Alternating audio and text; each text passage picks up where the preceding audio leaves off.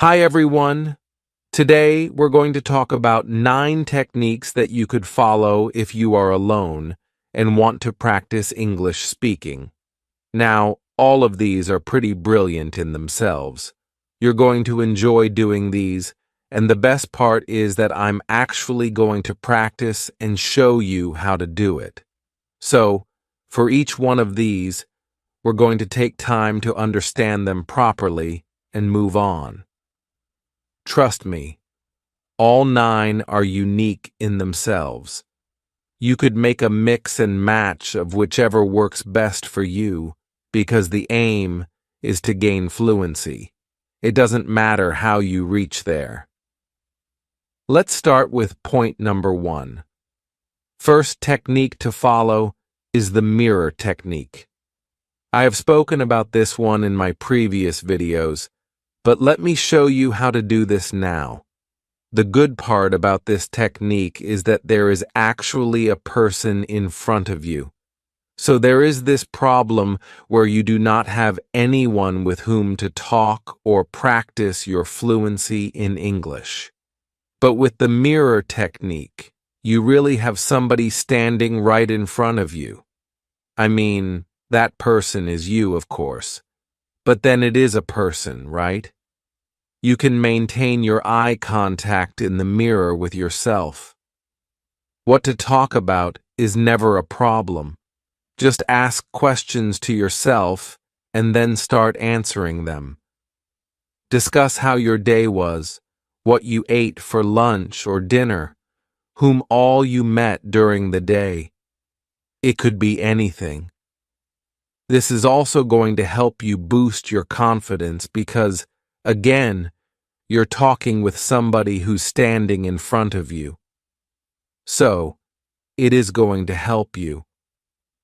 Of course, it is going to take a little while. No change can happen in just a day or night. It obviously needs practice. And to tell you very frankly about myself, I have practiced this a lot. People might not believe me when I say this, but I have done this. I was desperate to be fluent in English. I have never shied away from accepting this. I've always been desperate to be fluent and confident with my English speaking. It has helped me a lot in my life, by the way. So yes, this was one thing I did a lot, but it was not a technique I was following to improve my English.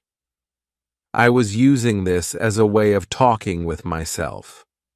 I was just being friends with myself. I was just being expressive about how I was feeling. And this is what I was doing while I was talking in front of the mirror with myself. I was just being friends with myself. I was just expressing my emotions and how I was feeling. Unknowingly, I was subconsciously improving my English while I was doing that. So, this is the first technique that you could follow. Let's move on to the second one now. This one is a craze these days. Chat GPT conversations. This is a brilliant technique and it's new, so it's fun because this is something that you've not done in the past. Let me tell you how to do this. Simply ask ChatGPT to create a conversation in English between 2 friends, okay? Or between a mother and daughter, or it could be anyone. Just give it 2 characters. For example, you could say, ChatGPT, give me a conversation of 5 minutes length between 2 friends. And then ChatGPT is going to instantly develop a conversation for you. Then, you start practicing those conversations aloud. First, become friend 1, say the sentence, and then become friend 2, speak the sentence.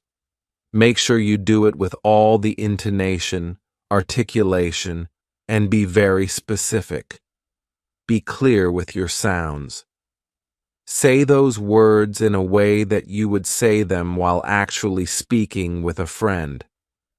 So, yes, get into the character of friend one, speak those lines, then get into the character of friend two, speak the lines, and that's how you practice the entire conversation of 5 minutes. Let's move on to method number 3 now. This method involves describing a picture. This can be done in 2 ways. The first way is to go to allenaries.com. We made this tool, and surprisingly, too many people are actually still using it. In the last 2 years, so many people have visited the page and used this page to describe pictures. So it's just very simple. A picture would open up, and you start talking about the picture. You could probably talk about the emotion that you see in the picture, the colors that you see in the picture, about the person, or maybe a ship, a car, or a landscape, whatever's there in front of you. Just start talking about it. It's just a small practice of maybe 3 or 4 minutes, or 2 or 3 minutes, whatever you're comfortable with. So, this is one way you could practice describing a picture. Another way to start describing a picture is not going to the website, but actually just do this like a director of a movie. Look at the picture and ask yourself, what all do I see? I see a camera setup. I see a mic in front of me. I see some curtains. I see a window. I see some trees outside my window. So I could talk about innumerable things that are right there in this frame. Just sit in your room all by yourself and start talking. Who's watching and why do you care? Even if somebody is, you've got to learn, right? You've got to put in an effort. Let's move on to point number 4. The next way to practice your spoken English and your fluency in English is to play role play with yourself. Yes, so assume 2 characters. Let's say there is one character, interviewer, and there is another character, interviewee. Okay? And then you could assume one character, or maybe both the characters, whatever way you're comfortable. If I were you, this is how I would do it. I would first become the interviewer, ask a question to myself, and then become the interviewee and answer to myself. Okay, something like, hey, what's your name? Hi, my name is Alina Rice. So, what interests you in this job? I love this company. Whatever I've heard about this company is so amazing, so I would love to be a part of this organization. What makes you different from others? I'm a YouTuber with 4.5 million subscribers. It makes me a hell of a lot different from others. Okay, I'm just being bad here. Okay, let's move on to point number 5. You get the idea now, right? Okay, so this is how you can practice assuming 2 characters and sit alone. Do it by yourself. You don't need people to practice your spoken English. It's seriously just an excuse you're giving yourself for so many years now. Start doing something different. Stop complaining. That is one shortcut way to success. Point number 5 for you. The next way is reading out subtitles and mimicking them. Let me show you how to do this. So, as you saw, you open TV and you play any English show with subtitles. Now, take the remote in your hand, play a sentence, pause the sentence. Remember, we are not here to watch the TV show and enjoy. We are here to practice our speaking. Okay. So you pause the show every time there is a dialogue or a subtitle on the screen. Pause it. Say those words out. After saying those words, then you play.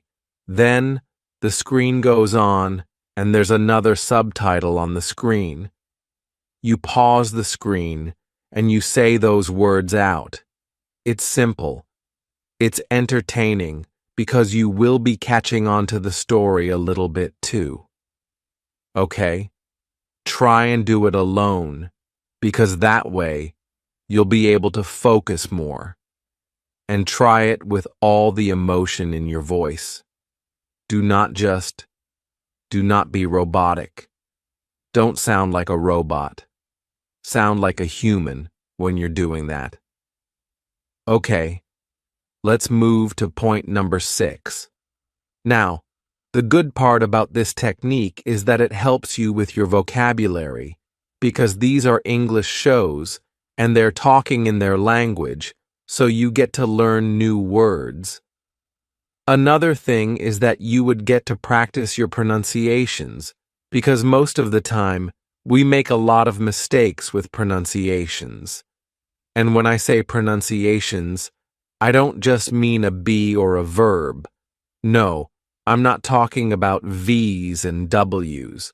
I'm not talking about V's and W's. How words with letter V are pronounced differently from words with letter W, though they sound very similar. No, I'm not talking about those specifications. I'm talking about the actual pronunciation, something like, how humane is different from human. Many people would not understand the difference between the two words, but when you see it on a show, you understand it better. Okay, so you improve your vocab, you improve your pronunciation, and at the same time, there is a certain repetition that will happen in a lot of words that helps you build your vocabulary a lot. Because these spaced repetitions are actually a very good technique to remember good words. It's a technique of pedagogy, which is taught to teach us when you are to become a teacher. This is a technique that is taught to you. No, I never learned it, but I've heard about this. Let's move on to point number 6. Finally, reading aloud. Now, this is something that I've done for years. What do I mean by doing it for years? Did I actually do it in my room? No, but this was something that was done to us in our schools a lot. A lot. Like literally every single day when we were at school, we would practice reading aloud. One child would stand at a time, take the book in hand, and read aloud.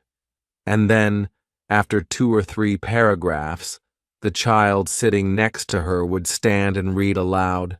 So yes, I was from a girls' school, so yes, it was always a her for us. So yes, that's how we would read aloud, and that helped so much. I was a very good reader, by the way.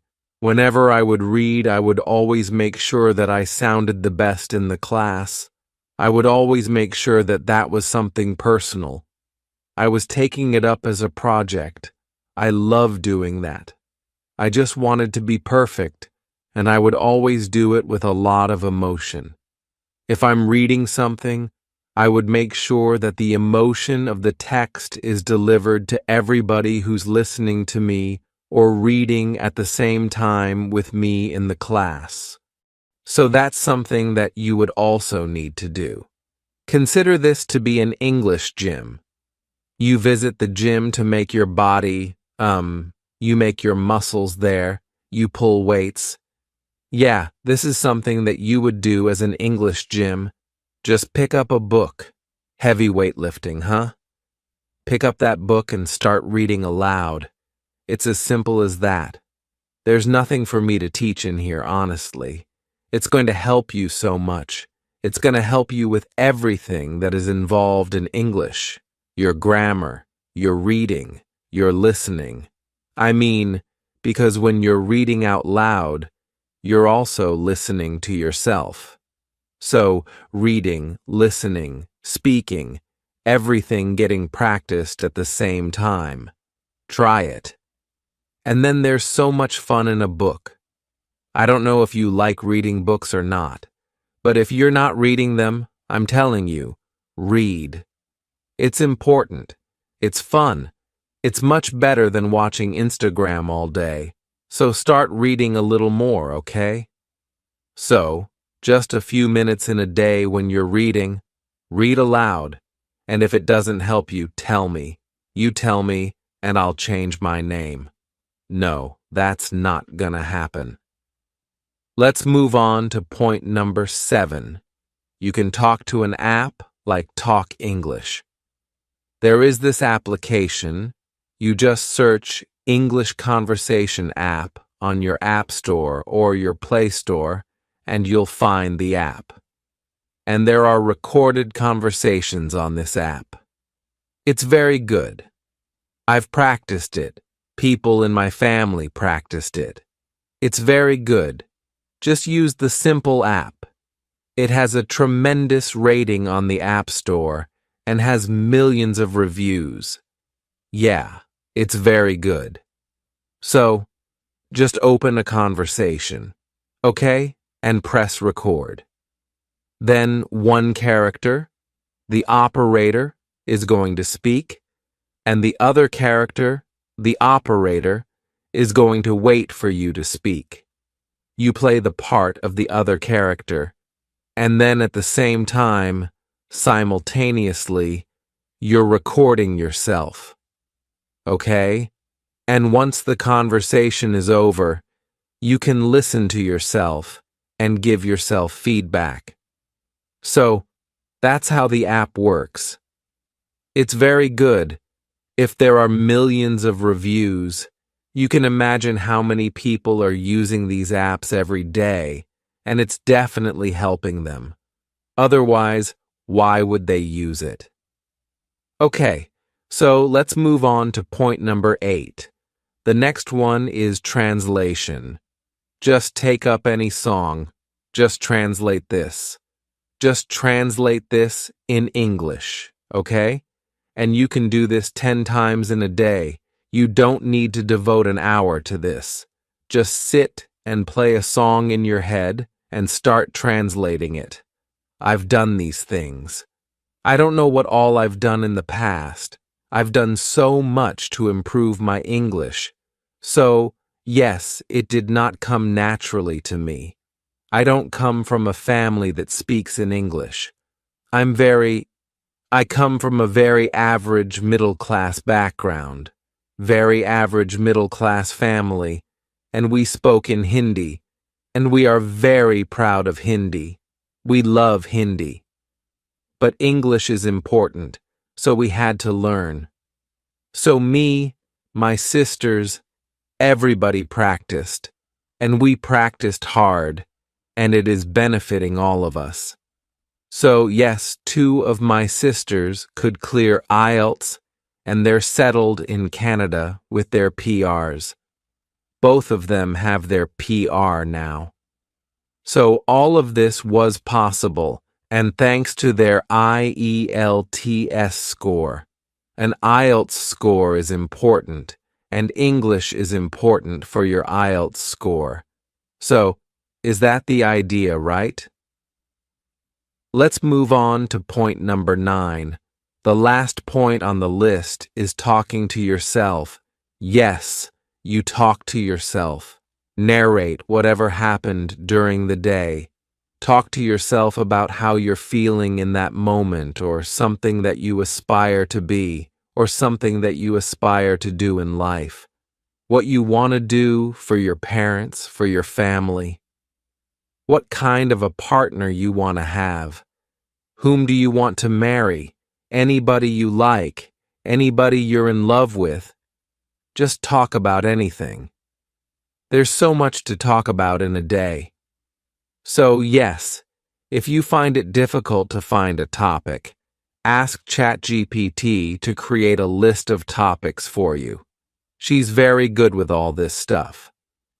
Okay, no, I know it's not supposed to be a she. I just like addressing her as a she. It's a personal choice. So that's all about it in the video today. I hope you enjoyed this video. I loved shooting this one for you, and I know you would say, "Man, this is something that you say literally in every video's end." I know, but what can I do? I actually do enjoy shooting for you. Thank you very much. I'll see you again soon. Bye. By the way, I will watch this video. Most probably, I'm gonna be in Munar Kerala. See you. Bye.